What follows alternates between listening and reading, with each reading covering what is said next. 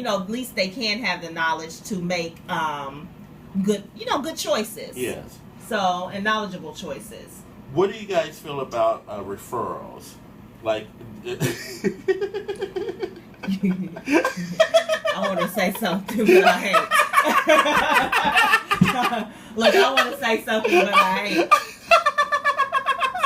What do you want to say, Nakia? We live. Mm-hmm. My brother over here, send me one more that you don't know. Oh, yeah. I will send them to the kid. And I'll be giggling. I'm like a hee nothing. Well, you offer more. You offer a few more services than I do. I do. But sometimes he had jokes for me. That's how we do, though. We do a little patty cake every once in a while. Yeah. So back to referrals. What's your take on referrals? Referrals is the person that referred the client wants something free. After that, that's the problem I've been having. Okay, since I referred somebody to you, I need a hookup. Yeah, I need this and that. And I'm like, it doesn't quite work like that. Now, it'd be I mean, we all do hookups, but don't ask for it. Don't ask for it. Maybe I want to be nice and just go to the party. Yeah. But, I don't think you should try to passively debo somebody. No. Some free service. Well, there was a stylist once that used to do hair in my city named Daryl. He doesn't do hair anymore because of health conditions, and my prayers are with my brother. But Daryl used to say if you refer 3 people to him, you got a free service. And I can remember wanting to contact my brother and say, hey, stop doing that because you got these people out here who are broke, and so they want to get a free service, so they're shooting below the belt to everybody. You need to come see my person, Daryl. Stop paying Terry's mortgage. Stop buying his. Stop paying for his vacations. How you know what I'm doing with my coins? And so it creates animosity. Yeah, I mean, it creates animosity among stylists because you hear all these crazy things about you from other people, but a lot of times it's not even the stylist talking. It's someone that's trying to get a hookup, and they're trying to sell out the other stylists for people. So when you're doing referrals to consumers, when you are trying to get referrals for your stylist from another consumer, whether it be someone that you work with or a friend of yours, girlfriend or boyfriend or whatever, it's best to just sell your stylist, and if they're interested, they'll bite. Right.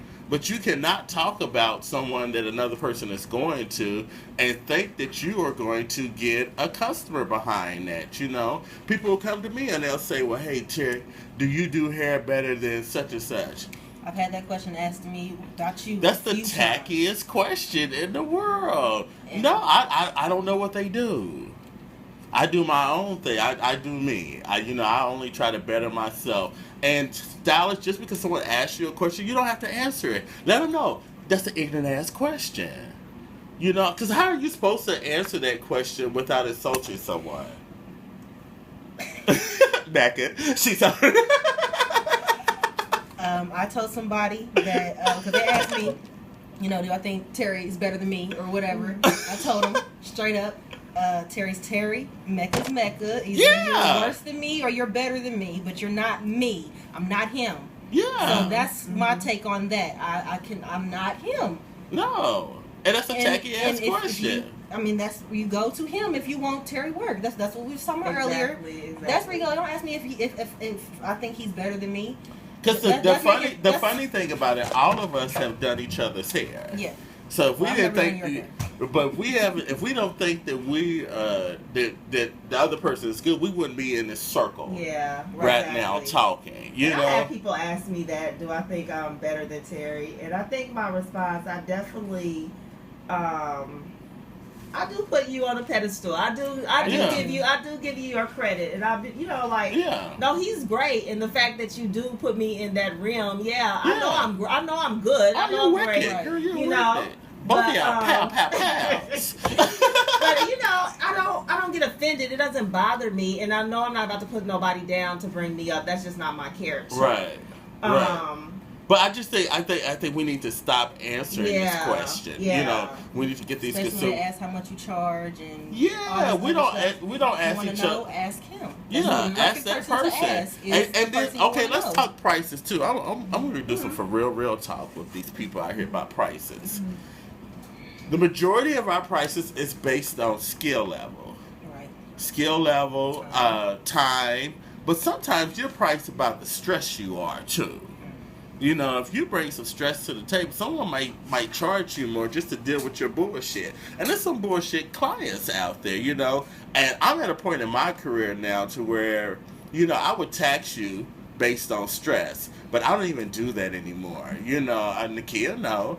Well, we all know, hey, I can't do Bob no more. Yeah. Bob tips very well. And you know, exactly. And you know, at the end of the day, I'm peace. I want my world to be peaceful. I want my environment to be peaceful. Yeah. When I see you, I don't want my skin to crawl. Yeah. That means we don't fit together. Yeah. And that's okay. I'm fine with that. Because this is my thing. If it's Monday and I look at my appointment book on my Friday just to do a review on my week, and the sight of your name on my appointment book Friday at 5 o'clock makes my ass itch, I can't do you. Because there's not $1 there to stop the irritation of ass itch. Seriously.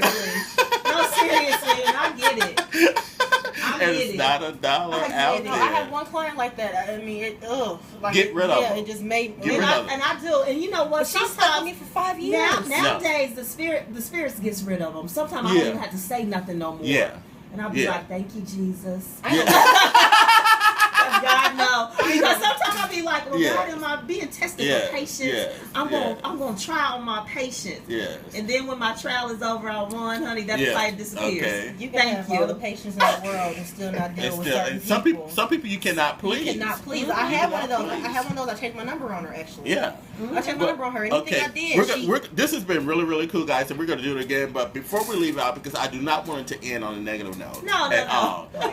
Let's talk about some things that all three of us love about what we do. I zone out because it's just something that I can do to pretend the world's not there. That's been my thing. I've always loved doing hair. It's always been my muse. I thought something was wrong when she told me I had to charge people to do hair. Okay. I was like, whoa, really? Right, because you just. I mean, it was just something I love to do. Yeah. This is Mama. Yeah, we got Mama in the room with us. So, I thought my world just crashed when she told me that, but no. So you've always loved doing hair? I've always loved doing hair, just to do it. So even if I have the ones that don't, appreciate it. Yeah, I just love to do it. Okay. It's just as simple as that. What about you, Nakia? I think the fact that I definitely have put black women out there being elegant, sexy, beautiful with natural hair, being able to go to corporate with natural hair, and go to weddings and balls with natural hair. You don't need a lace front on. Exactly, and just to be able to see our people love themselves, and growing up with your grandmother, your mother, and your family not, appreciate our natural beauty, and having to assimilate into a culture that wasn't our own, and to be able to bring that beautifulness back to, women's spirit, So I think that is definitely bonus and a plus. Empowering, it's very much so to me, and I do enjoy and appreciate that. Reminding them that they are beautiful. Exactly. We were not made to be as yellow as them. We're original. This is where you came from. And I have so many things that I can talk about that I love about doing hair, but what I really love about it at this present moment in time is what we're doing here with the three of us, and it's sharing knowledge, embracing each other, being comforting to each other, being confidants, but then in addition to that, continuing the legacy of greatness. Mm-hmm. Taking the information that I know and share with two younger generations, and have these two younger generations share their stories with you guys, and hopefully in the end, they can share their story with the next person.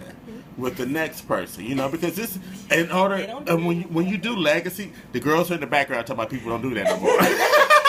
don't, because they feel like if I tell you my secret, then I'm like, no, they don't do that no more. But I feel like if I give to this generation and generation after that, even when I leave out of here, my physical life is gone. The legacy of me will live forever. And we do not think legacy. We think of this one short lifetime. And I want to live forever.